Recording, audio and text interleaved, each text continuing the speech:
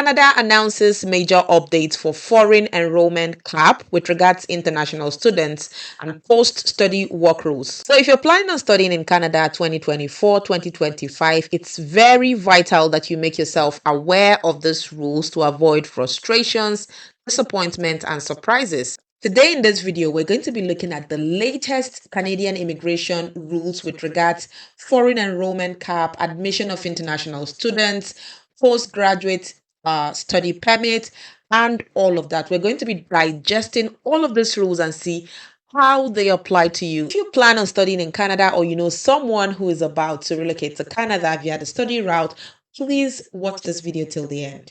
If you're seeing my video for the first time, my name is NJ and thank you so much for watching this video. And to all returning viewers, thank you so much for all your likes, your comments, your shares. They support the channel. Thank you so, so much. Now let's head on to the business of today.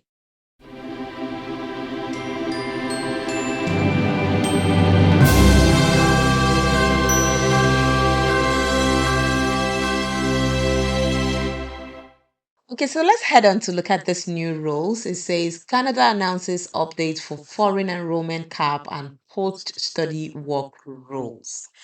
Now, this is just a highlight, okay, a summary of everything that has been said so far recently with regards postgraduate study permit, but we're going to look at these in details. Okay, it says Canadian Immigration Minister Matt announced several new measures affecting international students today. The new settings include an extension of the current cap on foreign enrollment through 2025 and 2026.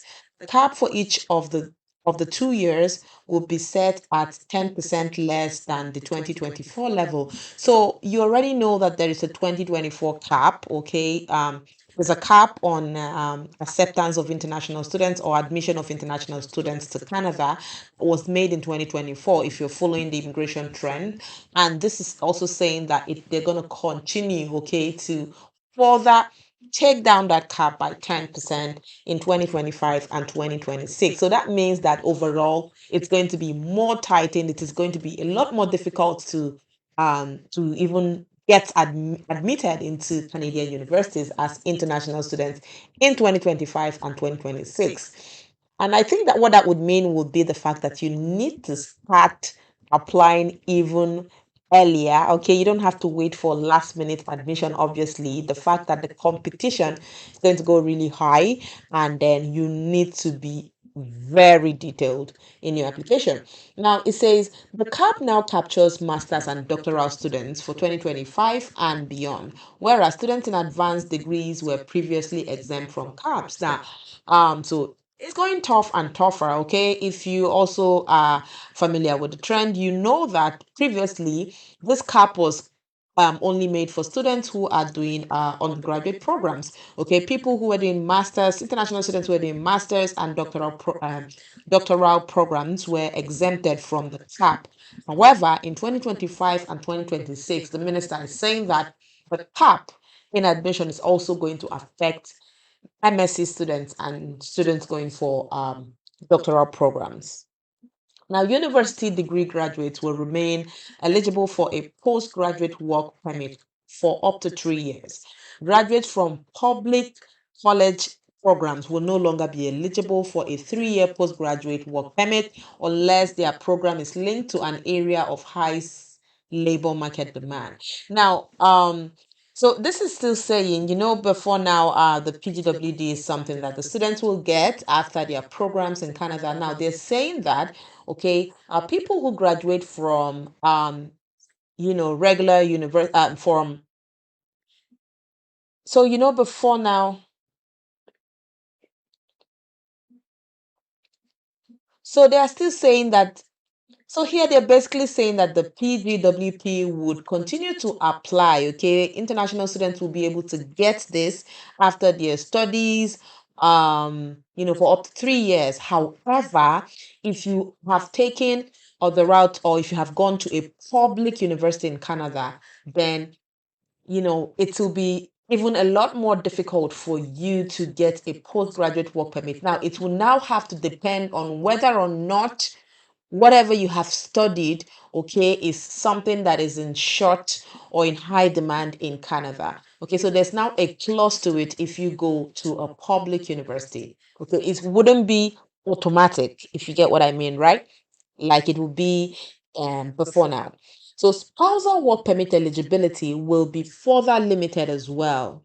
Later this year, only spouses of master's degree students whose program is at least 16 months in duration will be eligible for a spousal permit. So moving forward, I guess by November this year, 2024, if you're going for a program that is less than 16 months duration, it means that you will not be eligible um, to migrate your spouse with you, okay, under the dependent visa. It would not be possible as it was before, if you were going for a master's and blah blah blah. So whether you're going for a master's now or whatever program you're going for, the program has to be um, a length of a minimum of 16 months before you can be eligible for the spousal dependent visa.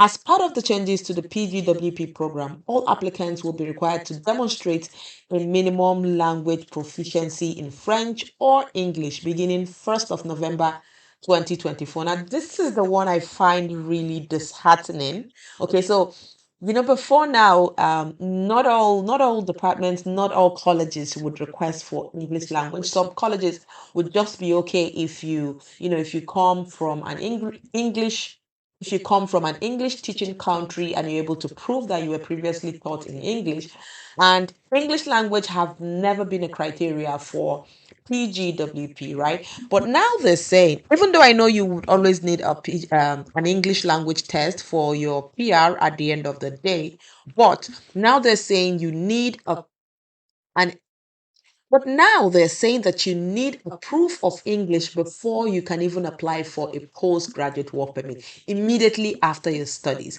So that means that at the end of your postgraduate work permit, okay, and you now intend to apply for permanent residency, then if at the time of application for your permanent residency you don't have a valid trial test, then you most likely would need to write another one. That's what I think it implies, because I mean IELTS, it's only valid for 2 years. So if you have the postgraduate work permit for 3 years, that's the meaning I would make of it, that you probably would need a second. And this is really, really, really crazy, in my opinion, right? So let's see what the Canadian immigration puts out as a defense for all of this. So Canadian Immigration Minister Mark announced today several new measures affecting international students in Canada. He stated, the measures we have taken up until now are working, but continued that additional steps are necessary to achieve a government target to achieve a decrease in the number of temporary residents from 6.5% of Canada's total population down to 5% by 2026. So they do have a target to reduce temporal residents, okay, to ensure that people who are in Canada are people who are truly valuable to the Canadian community, are people who, are in occupations that are in high demand in Canada. And, obviously, you have to, moving forward, make sure that you are studying. So you don't necessarily have, if you actually have intents of immigration now with all of this, you don't just choose a course because you want to go study in Canada. Mr. Miller said, when you look at the growth we have seen in people who are temporary residents of Canada, that is something that has grown almost exponentially over the last few years. In his press release, he continued, the reality is that not everyone who wants to come to Canada will be able to, just like not everyone who wants to stay in Canada will be able to. So we are taking action to strengthen our temporary residence programs and roll out a more comprehensive immigration plan to meet the demands of today's changing landscape. Our immigration system must preserve its integrity and be well managed and sustainable. And as we look forward, we will do everything it takes to achieve that goal and set newcomers up for success. Well, depending on how you look at this, this can be a positive thing, obviously, in terms of, there's much more resources than to, to go around people, the few people who, are fortunate enough to be admitted and all of that. And, even with the college experience and all, I think it would be a lot more positive experience. You have more resources amongst the few that are fortunate enough to be selected. But, you know, the other angle, it may not be viewed as a positive thing. Now, so looking at this, it says the new measures build on policies in place since January 2024. These policies include a national cap on a new study permit for 2024 that the government projected would result in a 35% decrease in the number of new permits issued this year compared with 2023. Other policies that have been active since January 2024 include the removal of spousal work permits other than for students in graduate or professional programs, okay? And the removal of postgraduate work permit eligibility for graduates of Ontario public private colleges. Since January, students have also had to supply a provincial attestation letter with their study permit application to prove they have been admitted to an approved program and institution and to ensure institutions comply with the number of study spaces they have been allocated through the cap. Now, the intention of the original policies was to respond to growing public frustration with an affordable housing and healthcare capacity crisis, which has been linked by some to a surge in the number of temporary migrants entering Canada and needing accommodation. That issue is weakening the approval rating of Prime Minister Justin and his Liberty and his Liberal Party, and with the federal election looming in 2025. Okay, so it does have a political undertone. Now, with regards graduate students included in the cap, now here his explanation. He said that his department is carving in master's and PhD students to the cap in 2025 and 2026. In other words, international students enrollment at the graduate level will now also count against the cap total for each year, whereas they were previously exempt. Okay, obviously, you know that, like we said, masters and PhD courses were not involved in this cap. It was just the undergraduate courses, but now even MSc courses and PGD courses will be included in this cap. So the 2025-2026 study permit intake cap will include master's and doctoral students who will now have to submit a provincial or territorial attestation letter. We will be reserving approximately 12% of allocation spaces for these students in recognition of the benefits they bring to the Canadian labor market. Okay, Canadians are rightly concerned about the unrestricted increases in international students and the impact this was having on housing and healthcare. Today's changes fail to recognize responsible institutions and add additional burdens for the top students who want to contribute to Canada. Obviously, you know, it depends on really how you look at this. It can be a positive thing because even for the Canadian system, I don't think this is, a really positive role because people who are actually bringing in talent into Canada, people who are coming in doing research courses, PhD students, they may want to actually look at other countries with more favorable and less hectic immigration process, right? So the uncertainty caused by immigration reform has created significant disruption. Now, the decision to cap graduate students means that Canada may lose out on some of the very best minds, exactly, from around the world.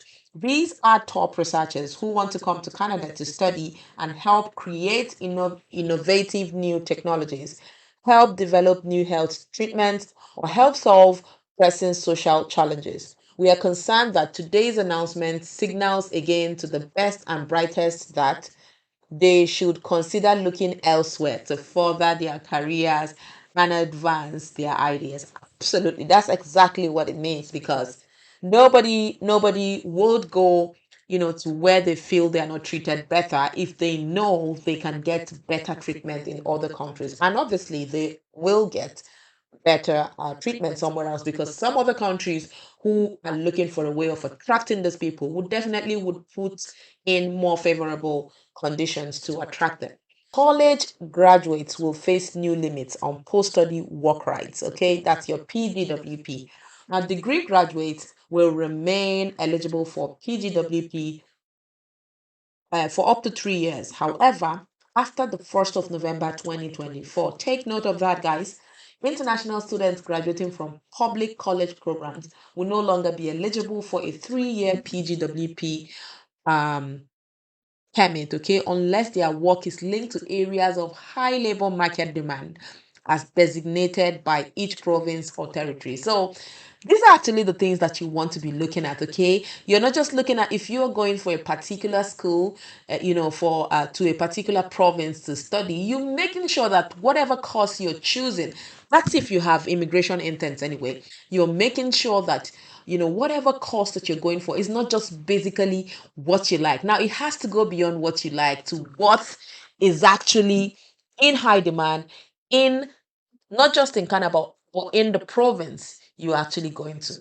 That would save you frustration, that will save you surprises, and that will save you disappointments. Over the next 2 years alone, public colleges in Ontario are projected to see a decline of at least 1.7 billion Canadian dollars in revenue due to these restrictions. So, in Ontario, for example, one of their major sources of revenue or income is, international students. And so they have been seeing a decline since the whole capping thing in 2024. And obviously, with the increase or with the further restrictions, they are set or projected to see even more decline, in the coming years. Let's look at the spouse's eligibility for work permit tied to student study program. Previously, the spouses or partners of students at the graduate level have preserved their right to obtain an open work permit. But later this year, the spouses or partners of master's degree students whose programs are less than 16 months in duration will no longer be eligible for such a permit. Now, so it's very important, guys, that you take all of these details down. It will help you to plan yourself even better. Like I said, to avoid surprises, frustrations, and disappointment. You obviously do not want that. You obviously want to, inculcate all of this into your planning, right? Part of the changes to the PGWP program, all applicants will be required to demonstrate a minimum language proficiency in French or English in order to increase their ability to transition to permanent residence and adapt to changing economic conditions. A CLB level 7 for university graduates and a CLB level 5 for college graduates, okay, will be required for anyone applying for a postgraduate work permit on or after 1 or 1st of November 2024. This is my interpretation of this now. So I feel like because the English language test is only valid for 2 years, that may mean that, okay, if you have to do this for a postgraduate work permit, you may have to redo another one for the permanent residency, right? So we don't know how it's going to be, but we're going to see. And as well, it also depends on the test they're going to be asking for the postgraduate work permit, even though it's not clearly stated here whether it's an academic or a general, because for your permanent residency, obviously you need a general. So I don't know if they'll be taking a general for this as well, because otherwise it wouldn't be making sense. But even if it was to be the same, let's say you were allowed to take a general as well. I mean, it's only 2 years, right? So I don't know if within the period of 2 years you're out of your PGWP and able to apply for your PR and all of that. So I mean, these are the questions that we're going to be answering in the next coming days. Okay. So, I mean, that's everything, guys. Like I said, it's just important. This, I think, comes across as sad. For me, it's more of shocking. But I think that if the informations are out there, we do not have a choice than to get ourselves updated and aware of all of this. That way we can factor all of this into our planning so that, we don't come into Canada with surprises, with disappointment and frustrations. Now that's everything. If you have any more questions, I think with all of this, it's important that we have a look into jobs that are in really high demand in different provinces in Canada.